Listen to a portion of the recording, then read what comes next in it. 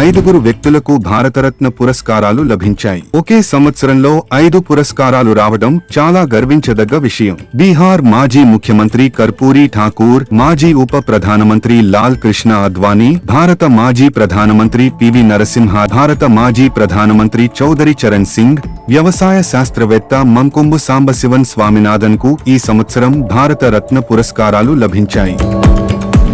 శుక్రవారం పార్లమెంటులో జరిగిన బడ్జెట్ సెషన్లో ప్రధాని మోడీ, కేంద్ర మంత్రి ఎల్ మురుగన్ మరియు కొంతమంది ఎంపీలతో కలిసి లంచ్ చేసి అందరినీ ఆశ్చర్యానికి గురిచేశారు. ప్రధాని మోడీ కేవలం 3 గంటలు మాత్రమే నిద్రపోతాడని, సాయంత్రం 6 గంటల తర్వాత భోజనం చేయడని మరియు తన దినచర్య, వ్యాయామం, విదేశీ పర్యటనలు గురించి మాట్లాడారు అని ఆయన నుండి చాలా ఉత్తేజకరమైన విషయాలు నేర్చుకున్నామని కేంద్ర మంత్రి మురుగన్ తెలిపారు.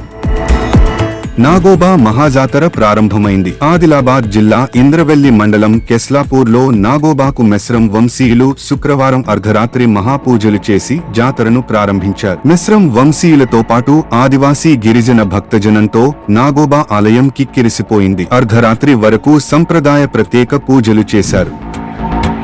మాజీ మంత్రి, ప్రస్తుత ఉమ్మడి రంగారెడ్డి జిల్లా ఎమ్మెల్సీ పట్నం మహేందర్ రెడ్డి దంపతులు బీఆర్ఎస్ ను వీడి కాంగ్రెస్ పార్టీలో చేరేందుకు సిద్ధమయ్యారు. త్వరలో జరిగే పార్లమెంట్ ఎన్నికల్లో చేవెళ్ల నుంచి హస్తం గుర్తుపై ప్రస్తుత జెడ్పీ చైర్పర్సన్ పట్నం సునీతా మహేందర్ రెడ్డి పోటీకి సీఎం రేవంత్ రెడ్డి ఓకే చెప్పినట్లు సమాచారం. మల్కాజ్గిరి లోక్సభ స్థానం. ఇప్పుడు అన్ని పార్టీల్లోనూ ఈ సీటు కోసం తీవ్ర పోటీ నెలకొంది. అయితే బీఆర్ఎస్ నుంచి మల్లారెడ్డి పోటీ చేస్తారని ప్రచారం జరిగింది. కానీ తాజాగా ఆయన కుమారుడు భద్రారెడ్డికి మల్కాజ్గిరి సీటు ఇచ్చే అవకాశాలున్నాయని తెలుస్తోంది. ఇటీవల మల్లారెడ్డి సైతం తన కుమారుడికి మల్కాజ్గిరి ఎంపీ సీటు అడుగుతున్నానని ఓ ప్రెస్ మీట్లో చెప్పారు.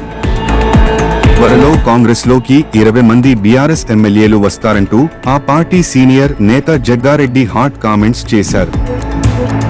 తెలంగాణలో జరిగిన ఎమ్మెల్సీ ఎన్నికల సందర్భంగా ఓటుకు నోటు కేసు సంచలనం సృష్టించింది. ఎన్నికల్లో తమ అభ్యర్థికి మద్దతు ఇవ్వాల్సిందిగా నామినేటెడ్ ఎమ్మెల్యే స్టీఫెన్సన్ తో టీడీపీ నేతలు బేరసారాలు సారించారన్నది ప్రధాన ఆరోపణ. కేసు విచారణను హైదరాబాద్ నుంచి మధ్యప్రదేశ్ లోని భోపాల్ కు మార్చాలని పిటిషన్ దాఖలు చేశారు. మాజీ మంత్రి జగదీష్ రెడ్డి ఈ పిటిషన్ పై విచారణ జరిపిన justice BR Gavai, justice Sandeep Mehta ధర్మాసనం కేసు బదిలీ వ్యవహారంపై తెలంగాణ ప్రభుత్వానికి, రేవంత్ రెడ్డికి, ప్రతివాదులకు నోటీసులిచ్చింది.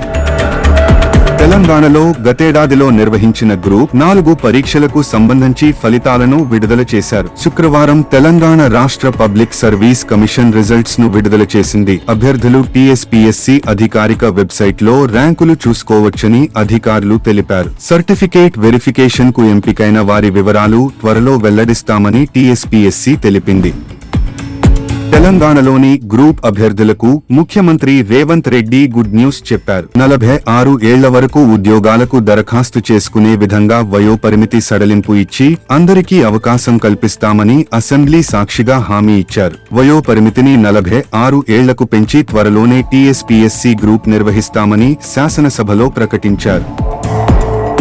పీజీ లాసెట్ నోటిఫికేషన్ ఈ నెల 28న విడుదల కానున్నది. 3-5 ఎల్ఎల్ఎం కోర్సుల్లో ప్రవేశాలకు దరఖాస్తులను మార్చి 1 నుంచి ఆన్లైన్ ద్వారా స్వీకరిస్తారు. లాసెట్ కమిటీ సమావేశం శుక్రవారం హైదరాబాద్ మాసాబ్ ట్యాంక్ లోని ఉన్నత విద్యామండలి కార్యాలయంలో నిర్వహించారు. AP CM Jagan Delhi tour బిజీగా గడిపారు. ముందుగా పార్టీ ఎంపీలతో కలిసి పార్లమెంట్ కు వెళ్లారు. ప్రధాని కార్యాలయంలో మోదీతో సమావేశం అయ్యారు. అప్పటికే ప్రధాని ఛాంబర్ లో కేంద్ర హోంమంత్రి అమిత్ షా ఉన్నారు. రాష్ట్రానికి రావాల్సిన నిధులు, పెండింగ్ బకాయిలపై అటు మోదీ ఇటు అమిత్ షాతో చర్చించారు. ఏపీకి ప్రత్యేక హోదా, విభజన హామీల అమలుకు సంబంధించిన విషయాలను వారి దృష్టికి తీసుకెళ్లారు. మోదీతో జగన్ భేటీలో ప్రత్యేకంగా 8 అంశాలను దృష్టికి తీసుకెళ్లారు సీఎం జగన్. అందులో పోలవరం మొదటి విడత పనులు పూర్తి చేయడానికి దాదాపు 17,144 కోట్లు ఖర్చు అవుతాయని వెంటనే పరిశీలించి ఆమోదం తెలపాలని కోరారు. అలాగే 2014 జూన్ నుంచి 3 ఏళ్ల పాటు తెలంగాణ రాష్ట్రానికి ఏపీ జెన్కో విద్యుత్ సరఫరా చేసిందని, ఇందుకు సంబంధించి 7,230 కోట్ల బకాయిలు పెండింగ్ లో ఉన్నాయన్న విషయాన్ని మోదీ దృష్టికి తీసుకెళ్లారు. ప్రధాని మోదీతో భేటీ అనంతరం ఆర్థిక మంత్రి నిర్మలా సీతారామన్ తో సమావేశమయ్యారు జగన్.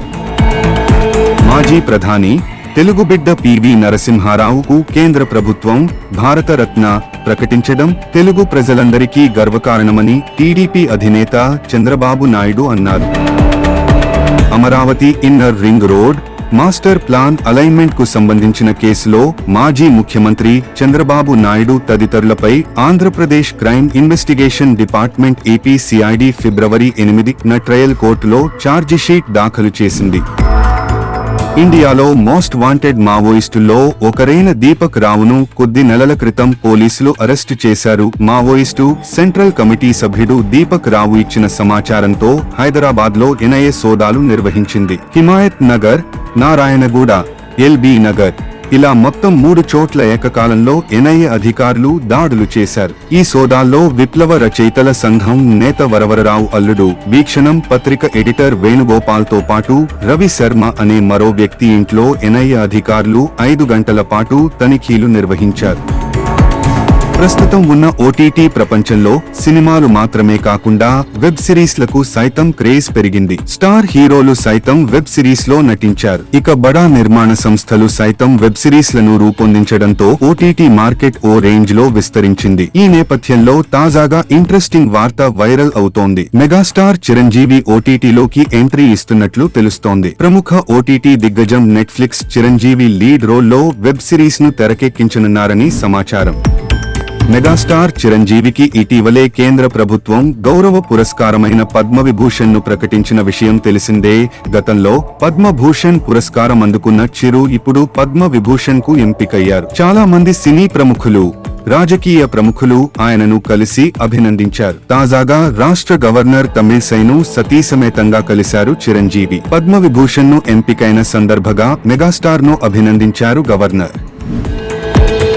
బాలీవుడ్ బిగ్ బి అమితాబ్ బచ్చన్ అయోధ్య రామ్ ఆలయాన్ని సందర్శించుకున్నారు. అయోధ్య రామాలయంలో ప్రత్యేక పూజలు చేశారు. కాగా అమితాబ్ బచ్చన్ నెల రోజుల సమయంలో అయోధ్య రామాలయంని సందర్శించడం ఇది 2సారి.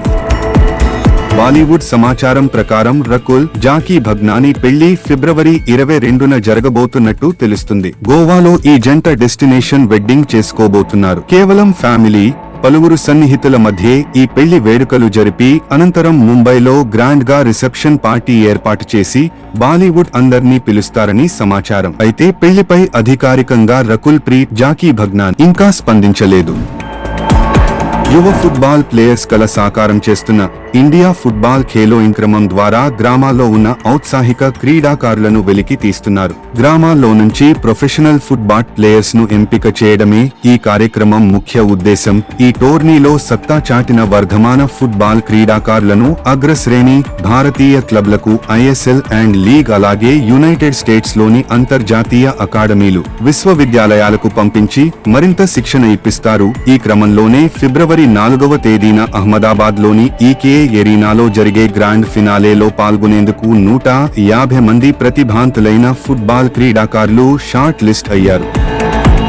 ఓడిఐలో మరొక డబుల్ సెంచరీ నమోదు అయింది. ఆఫ్ఘనిస్తాన్ తో జరిగిన మ్యాచ్ లో శ్రీలంక ఓపెనర్ పతుమ్ నిస్సంక మెరుపుగా డబుల్ సెంచరీ నమోదు చేశారు. 136 బంతుల్లో 210 పరుగులు చేసి నాట్ అవుట్ గా నిలిచారు. వన్డే టెస్టు క్రికెట్ కు వీడ్కోలు పలికిన ఆస్ట్రేలియా స్టార్ ఆటగాడు డేవిడ్ వార్నర్ ఇప్పుడు టీ20 క్రికెట్ కు కూడా రిటైర్మెంట్ ఇస్తున్నట్లు తెలిపాడు. అంతకంటే ముందు టీ20 ప్రపంచ కప్ లో సత్తా చాటాలనుకుంటున్నాడు. వచ్చే టీ20 ప్రపంచ కప్ తర్వాత టీ20 అంతర్జాతీయ క్రికెట్ నుంచి రిటైర్మెంట్ ప్రకటిస్తానని డేవిడ్ వార్నర్ తెలిపాడు. దీంతో వార్నర్ అంతర్జాతీయ కెరీర్ ముగియడం ఖాయం.